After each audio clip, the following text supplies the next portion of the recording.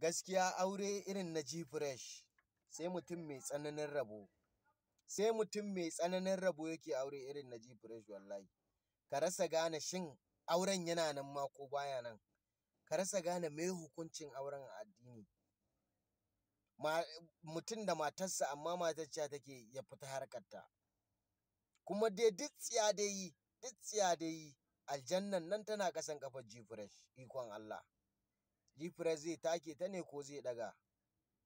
Wannan aure ban taɓa ganin aure irin na G-Fresh ba tunda nake ko a tarihi wallahi. Ko a tarihi ban taɓa ganin aure irin na G-Fresh ba. Sai mai tsananin rabo. Aure of the year kenan. Wannan shine wedding of the year.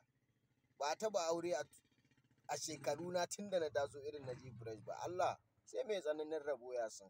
G-Fresh Al-Amin. G-Fresh Al-Amin na Sayyida Sadiya Haruna ba da kanka a gille.